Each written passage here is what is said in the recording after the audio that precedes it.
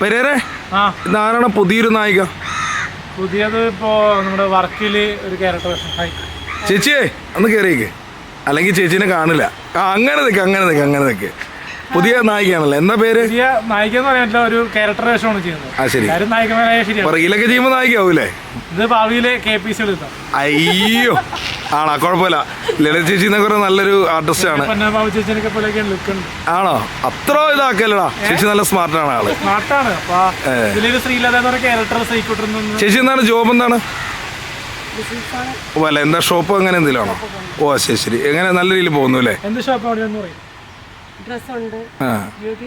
ഓ ശരി, എല്ലാം ഉണ്ട്. ഒരു സകലകലാവല്ല വേണം. ഓ അത് ശരി. സന്തോഷം എന്തായാലും. പിന്നെ എങ്ങനെയുണ്ട് പെരേരെ കുറിച്ച് എന്താ പറയാനുള്ളത്? അത് പറ.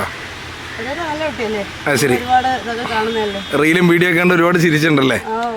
പെരേര ഒരു വഴി വെട്ടി വന്ന ആളാണ് ഒറ്റയ്ക്ക്. ഇതിൽ ഇപ്പോ 6ാമത് നായികയായി, ഇപ്പോ നായികമാരായി. എന്നാലും പടം എന്തായാലും ഇപ്പൊ ഈ ഒക്ടോബർ തുടങ്ങി അതിന്റെ എപ്പിസോഡുകൾ. ശ്രീകുട്ടൻ സിനിമാതാരം എന്ന് പറഞ്ഞാൽ ഇപ്പൊ എത്രാമത് നായിക? ഇതിലിപ്പോ 6 or 7ാമത്തെ. ഓ ശരി. അപ്പൊ ഇതൊരു വലിയൊരു 2020 പടം പോലെയാണല്ലോ പെരേര.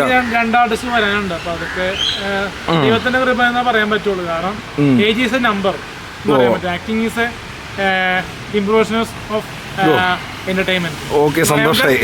മലയാളം എന്ന് പറഞ്ഞാൽ അഭിനയം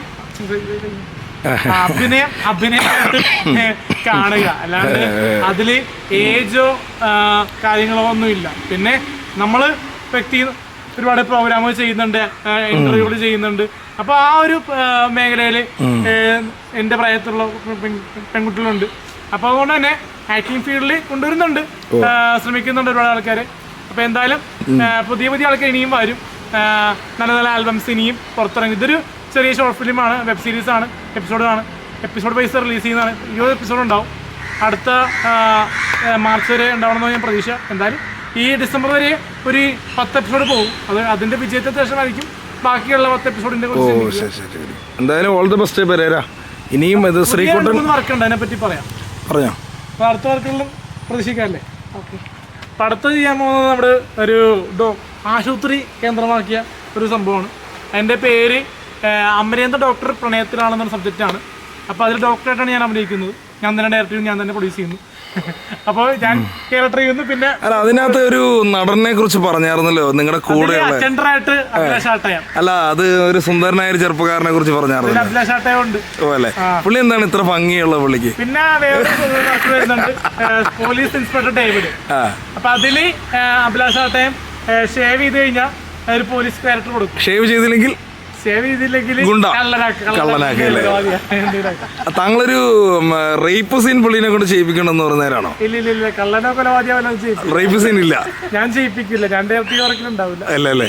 ഒരു അല്ല, അങ്ങനെയുള്ളൂ അല്ലേ? ഇത് അസൂയാണോ അതങ്ങനെ എന്തെങ്കിലും? അല്ല, എന്തായാലും പുതിയ വർക്കുകളായിട്ട് വരട്ടെ, ദൈവം അനുഗ്രഹിക്കട്ടെ.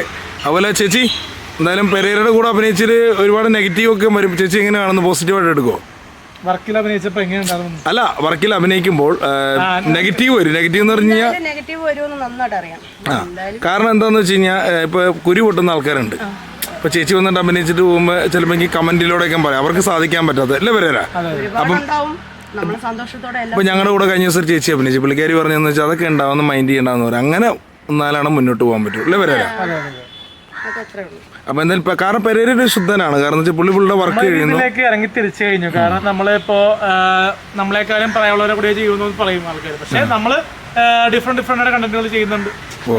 അപ്പൊ അതുകൊണ്ട് തന്നെ ഞാനിപ്പോ ഹോട്ട് റൊമാൻസ് റീൽസ്, കുറച്ചുകൂടി എക്സ്പോസ് ആയിട്ടുള്ള റീൽസ് ഞാനല്ല, ആ ഒരു നായ നടിനെ കൂടി ഞാൻ ചെയ്യിപ്പിക്കുന്നുണ്ട് വേറെ. അപ്പൊ അങ്ങനെ ഡിഫറെന്റ് നമ്മളെന്ന് വിളിക്കണോണ്ടോ? ആ സമയത്ത് വിളിക്കണേ ഹോട്ടാണെങ്കിൽ ആരെയില്ല.